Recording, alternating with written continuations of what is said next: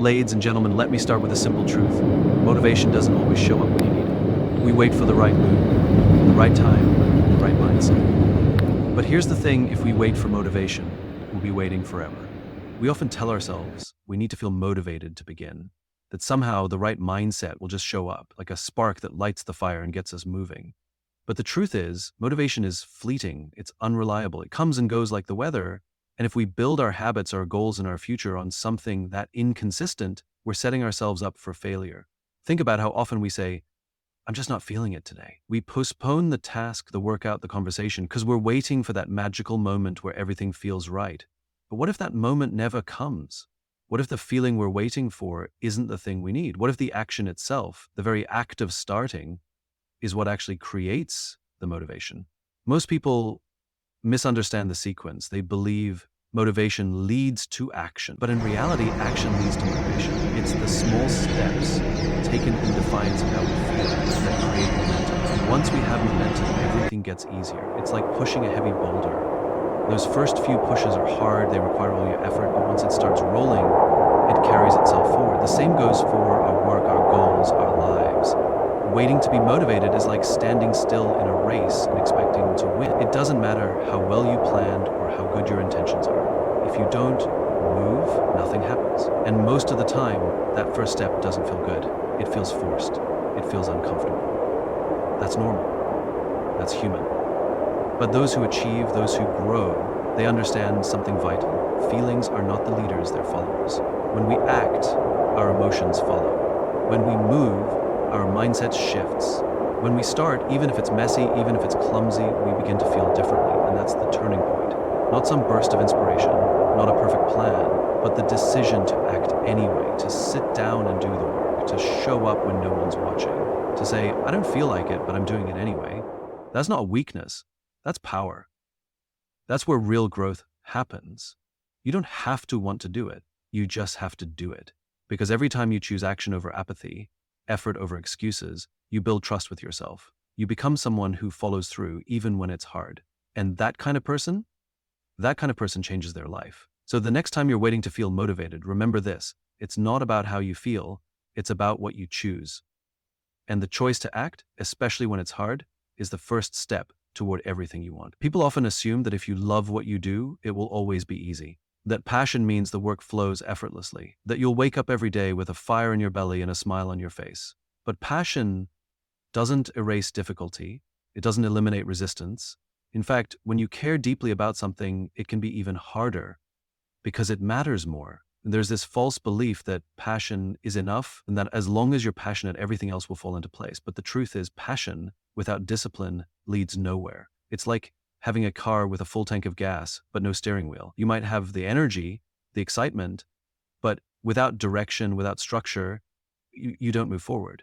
Or worse, you go in circles.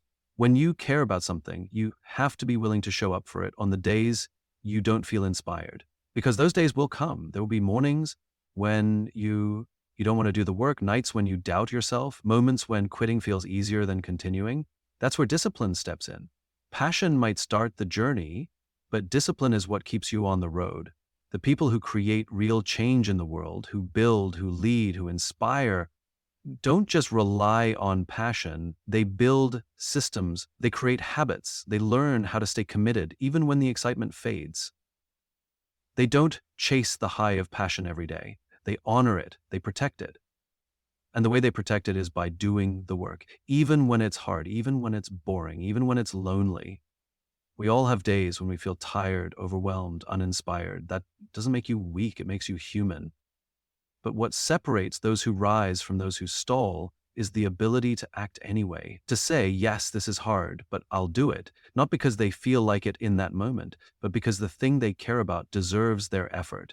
And because they made a commitment to themselves to grow, to build, to follow through. There's beauty in showing up when it's tough.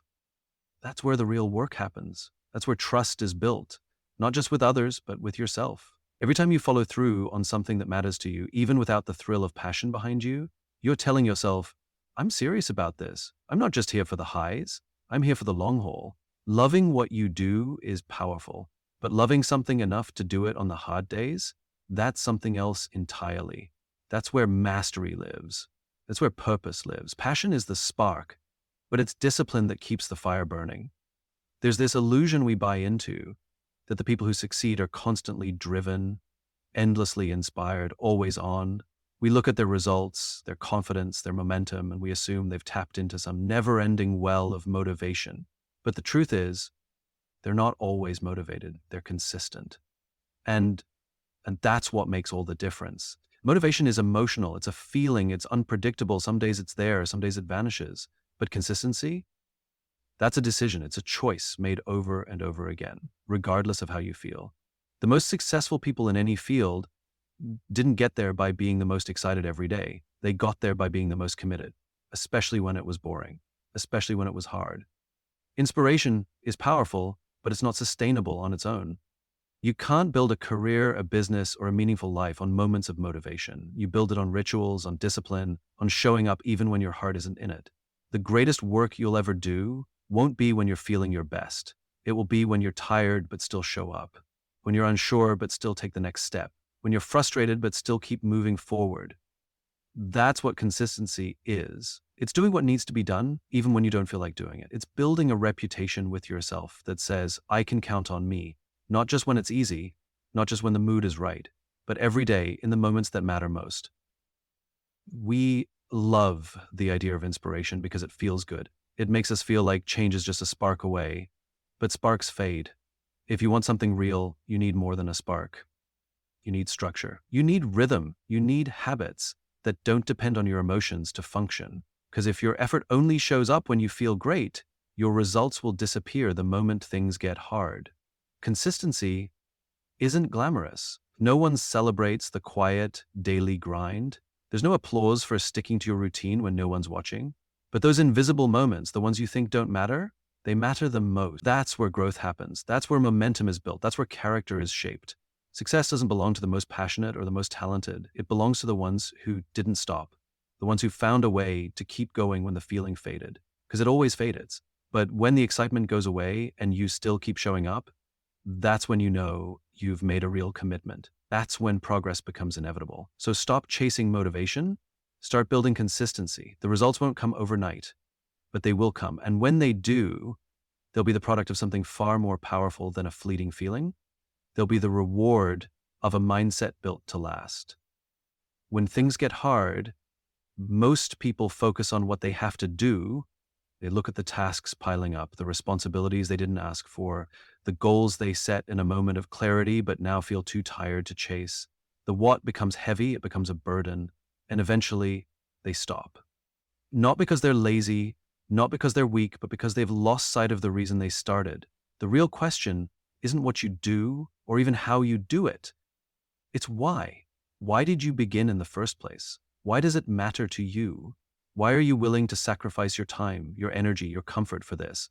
When you lose your why, everything feels harder. You drag yourself through the motions, disconnected from purpose. But when your why is clear, even the hard things feel meaningful. The late nights, the early mornings, the setbacks, the sacrifices, they become worth it. Because you're not just going through the motions anymore. You're on a mission.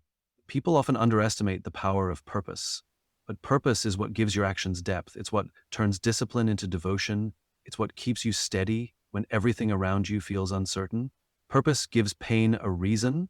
It turns effort into something sacred. And when you're connected to that why, you can endure more than you ever thought possible. You don't need to have all the answers. You don't need to know every step of the path, but you need to know why you're on it. That's what guides you when the road gets dark. That's what keeps you from quitting when the excitement wears off and all that's left is hard work. Without a why, every challenge feels like a dead end. With a why, it becomes part of the story. Purpose doesn't come from what you do, it comes from what you believe, from the impact you want to make, from the kind of person you want to become. It's deeply personal. No one can hand it to you. You have to find it. And when you do, you'll see your work differently, you'll see yourself differently. You'll stop asking, do I feel like doing this today? And start asking, does this move me closer to the life I want to live? That shift changes everything. You won't always feel strong. You won't always feel motivated, but if your why is strong enough, you won't need to be. You'll keep showing up, not because it's easy, but because it matters.